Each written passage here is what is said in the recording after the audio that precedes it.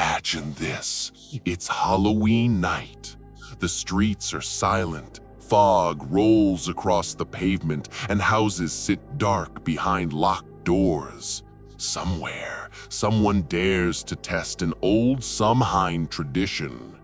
They say that if you look into a mirror on Halloween by candlelight, you can see the face of your future love. But sometimes the reflection isn't what you expect. A teenage girl, excited and a little nervous, sets up her phone to record a TikTok. She wipes the dust off the old mirror in her bedroom. A single candle sits in front of it, flame trembling slightly. The room is quiet. The walls feel closer than usual. Shadows seem to lean toward her. She laughs softly. This is just a silly challenge. Nothing can happen. She leans closer to the mirror. At first, she sees herself, her messy hair, her phone clutched in trembling hands. Then, a subtle difference. The reflection smiles when she doesn't. Its eyes are darker than her own, hollow, empty. A cold shiver runs down her spine. Her heart pounds. She whispers, "Okay, that's weird." The reflection begins to move on its own. Her hand moves up, and the reflection's hand moves faster. It taps on the glass. Tap, tap, tap. She freezes. Her phone wobbles. What is happening?" she whispers. The reflection leans forward, its black eyes locked on hers, pressing against the glass like it wants to escape. The candle flickers violently, throwing wild shadows across the walls. She stumbles back, tripping over a chair.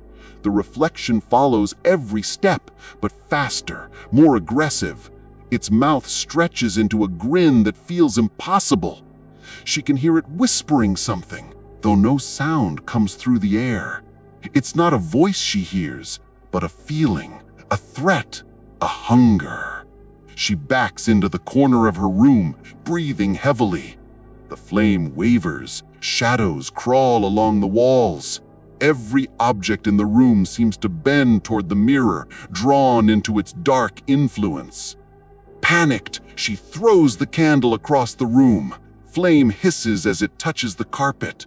Smoke fills her nostrils. The mirror cracks, but the tapping doesn't stop. Something presses against the fractured glass. Two shadows now, both with black eyes, hands stretching impossibly long. She screams. Her phone falls, screen lighting the floor with a cold blue glow. She tries to run, but the shadows move faster than thought itself, pressing closer. She remembers the warnings she had laughed at. Stories her grandmother told about Samhain. On this night, the veil between worlds is thin. Reflections are no longer just mirrors, they are doors. And if you stare too long, some things can reach through. The shadows, now partially stepping into our world, grow taller, stretching toward her. She grabs a blanket, wrapping it around herself like armor, but she knows it won't protect her. The cracked glass begins to shimmer.